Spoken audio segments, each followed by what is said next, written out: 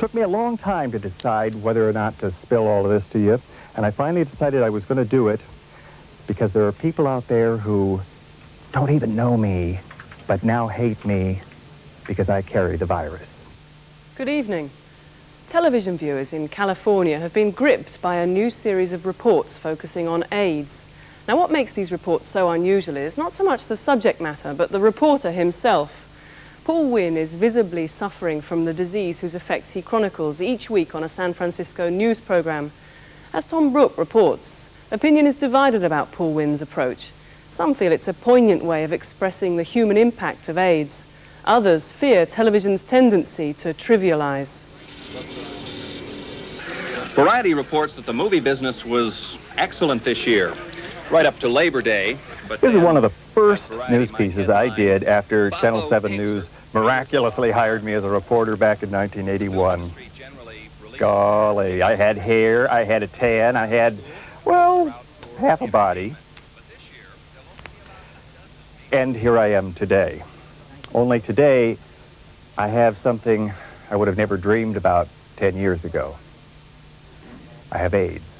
Essentially, Paul Wynne's journal is an on-the-air diary of what everyday life is like for those who have AIDS. Paul Wynne hopes he can educate viewers about the epidemic, that people will listen to him because he's a familiar figure. I'm an old friend here in the Bay Area. I've been around on kid shows and game shows. I've been on magazine shows and news shows. I've been Mr. Movie Critic. I've been on at 6:30 in the morning in the talk shows. Folks know me and they trust me.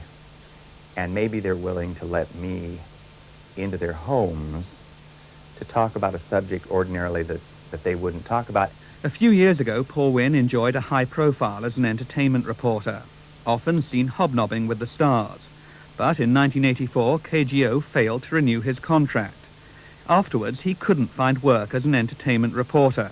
Do you find it strange in a way that having the disease AIDS has brought you back into the limelight and in a way made you a bit of a television star here in San Francisco? Yes, strange is not the word. What this world brings to us is amazing. I never thought I'd work again in television. To work again as an AIDS commentator, plastered coast to coast and satellite beamed from one end of the planet to the other, astounds me. On Paul Wynne's journal, we'll explore the fears and triumphs and terrors of living and prospering with HIV infection. You know, I'm not political, and I'm certainly not courageous. What I am is ill, and I'm doing the best I can, which is pretty darn good. In the first edition of your journal, you mentioned that you're not political. Are you going to deal with any of the political aspects of the epidemic? I don't see how you can escape it. I'm not going to try. I want to deal with the very intimate, human, personal aspects of the HIV epidemic. You know, I never can quite manage to get across a 3 or 4 lane street before the light changes and the cars start streaming through, rolling down their windows and shouting obscenities at me. Paul Wynne has explored many of the small day-to-day struggles that confront people weakened by AIDS. In other editions of the journal, he's investigated issues, such as discrimination against gay people because of irrational fears stirred up by the AIDS epidemic. He recounted an incident at a dinner party which 2 gay acquaintances of his attended. As the dinner party went into the dining room, suddenly our hostess spies the 2 single gentlemen.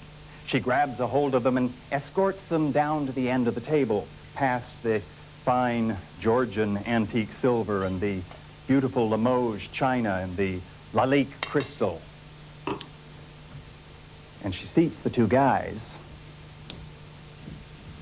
down at the end of the table. And there for them, 2 paper plates, 2 plastic forks, 2 plastic cups. Now, these guys didn't have AIDS. I don't even know if they were antibody positive. Did she think that their silverware would contaminate her dishwasher? You have a lot of wit. Is that a useful way of dealing with the disease, do you think, laughter?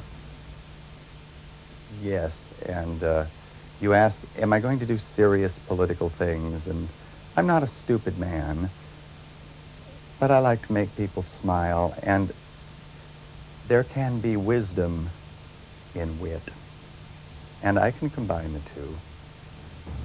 Television viewers in San Francisco are paying attention to Paul Wynne's journal, partly because it's so different from standard reporting on the AIDS epidemic. Our look is different. It's sharper, it's harder, it's more painful, it's funnier,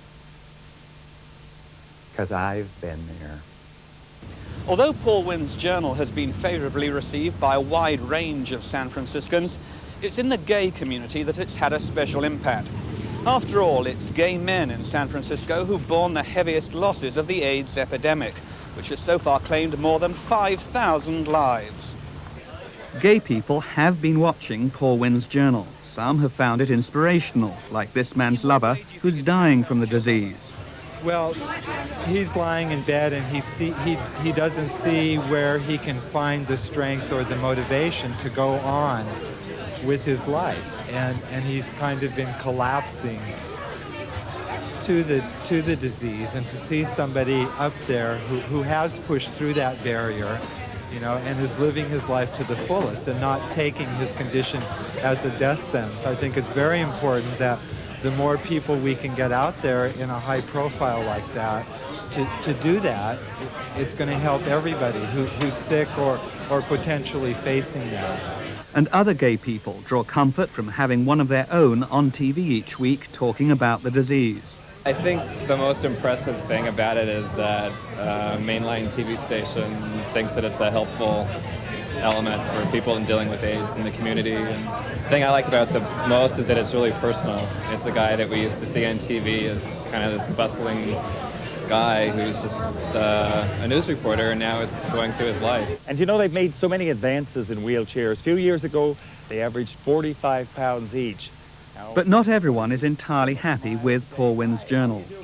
Vito Russo is a leading authority on how the media often uses negative images of gay people to sensationalize. He frequently lectures on the subject and has written the definitive book on how gay people are portrayed in the movies. He himself has AIDS and isn't comfortable with the context in which Paul Wynne's journal is appearing.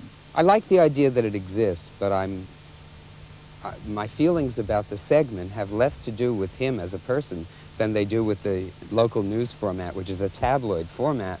And in the back of my mind, I do know that the station is not being beneficent in this case and sort of wanting to educate people about AIDS. What they're doing is they're capturing local news ratings so that people will tune in on a Thursday night to see this person with AIDS. And it disturbed me that at the beginning of this process, it was described, you know, by Paul himself, who I do not know, but seems to be really sort of an intelligent, interesting person when he's on camera, said, "You will probably see me die on this show." I mean, that's sort of the most tabloid attitude to go at an audience with in terms of sensationalizing the issue of AIDS. But KGO's news director denies that Paul Wynne has been put on the air to boost ratings. Well, actually, if we were doing it to boost our ratings, we'd do a lot of promotion. We have put nothing on our air telling people when it's on. The only way people know is either through reading about it in print or by actually watching our newscasts. We have made, and part of our original agreement with Paul was we were not going to turn this into a promotional vehicle. We've done no promotional spots, we've done no advertising, we have done nothing other than talk to people such as yourself who are interested and putting it on our air so that people who are interested know it's there and people who are not will have to find it. We don't use it as a promotional vehicle in any way. However, the station's ratings have undoubtedly been helped by the enormous press coverage Paul Wynne's journal has received elsewhere in the media, in newspaper articles and on countless other television programs. As for Paul Wynne, well, he says he doesn't mind if he is being used by the station to boost their ratings. Yeah, I hope I'm used by the television station to boost their ratings. I hope we get the biggest ratings we can imagine. I got my facts right. I got my heart in the right place. There's a lot of information to get out there. And if somehow I can be used, of all subjects, AIDS, if I can be used to transmit that information out there, I'm happy to be used. How far will you actually take this? I mean, are you going to be broadcasting from your deathbed, so No, to I speak. think there's a sense of dignity. We may indeed do it from bed. Talk to the nurses and have a good time. Let's check in with Paul, maybe even do it live. But I think there's a time where either I have to say goodbye or someone else has to say so long for me. Paul Wynne is well aware that his journal constitutes his legacy. If nothing else, he wants to leave San Franciscans with a greater compassion and understanding for those who have AIDS. And if you think you don't know anybody with AIDS, you do now.